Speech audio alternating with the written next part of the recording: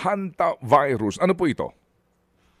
Yung hantavirus po, isa po itong virus na nakukuha po sa mga daga, mice and rats. At ito po ay nagdudulot ng matinding sakit.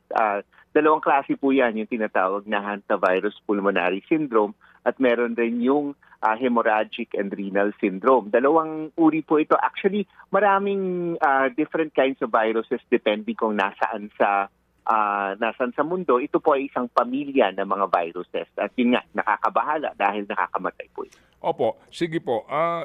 Binabanggit po ninyo, dalawang uri po ito. Ano po? Pwede ho ba namin malaman muna, yung pong dalawang uring yan, paano po yan na ipapasa kung nanggagaling po yan sa mga daga? Yes po, usually na-inhale po ito pag yung mga dumi ng daga or ang usual manifestation po nito, yung kung iisipin mo yung in terms of viruses, yung may lagnat, merong masakit yung kasukasuan. Pero yung kakaiba dito, hindi naman lahat na nahahawa ng hantavirus pupunta doon sa either pulmonary syndrome or doon sa hemorrhagic renal syndrome. Siguro mga 5 to 10% lang yan. Pero yung magkakaroon ng ganitong mga syndromes, lalo na yung pulmonary syndrome na 35 to 60% fatal, nakukuha po talaga ito sa yung pag na-inhale. Usually sa mga rural areas yan, yung mga daga. Hindi necessarily yung mga daga sa loob ng bahay, more yung mga daga sa mga fields, sa mga rural areas, sa mga woods. At yun na, bigla na lang namamatay 1 to 8 weeks later.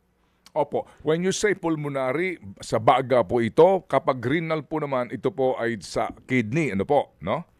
Yes po. Opo. Okay, So sige. yung sa pulmonary po, parang yan, yung tinatawag na yung acute respiratory distress syndrome. Parang yung nakikita natin sa COVID, yung matinding COVID na nagkukulay puti talaga yung lungs at hindi makahinga yung tao. Yung sa renal naman, very similar po ito to leptospirosis.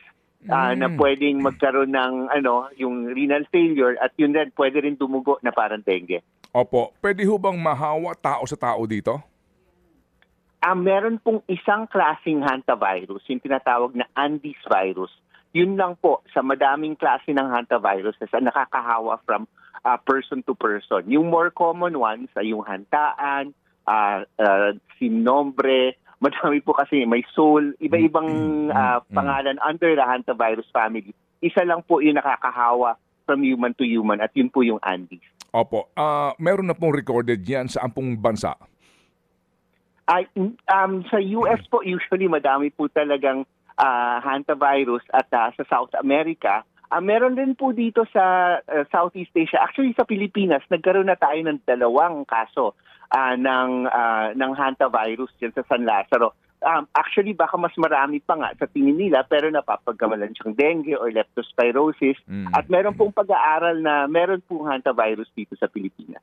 Opo, may hantavirus sa Pilipinas. Ito ho ba ay as in common na kumbaga? Hindi na po bago sa atin ito? And ano ho ba ang cure nito sa mga tinatamaan nito? Yes po.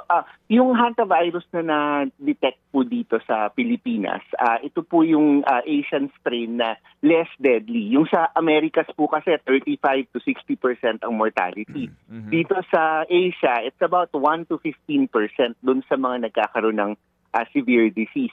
At I think, and ito yung iniisip rin ng mga dalubhasa, natatabunan lang po talaga ito ng lepto, ng dengue, kasi very similar po talaga yung presentation. Kaya sa ngayon, yung importante dyan is, kasi wala naman tayong gamot para sa kanya ng antivirals, supportive care lang po usually pag nagkakaroon ng renal failure, nagdadialysis. Pero yun nga, mahirap siya i-differentiate sa iba. At ang importante is yung prevention. Dahil galing to sa daga, kailangan po talaga tayo umiwas sa mga daga. Ano po ang pamamaraan ng pag-test nito? Anong ginagamit po, Doktor? 2 klase po. Meron pong antibody test at meron din po yung PCR. Meron po nitong tests na to sa RITM at yun nga, kung nagsususpect po kami ng hantavirus, rini-refer po namin sa RITM para sa test.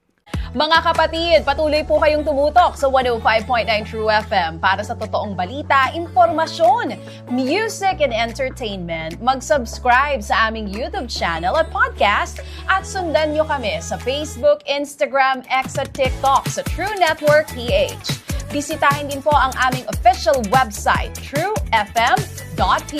At panoorin din kami sa True TV Signal, Channel 19. Kami po ang 105.9 True FM. Laging true sa'yo, kapatid.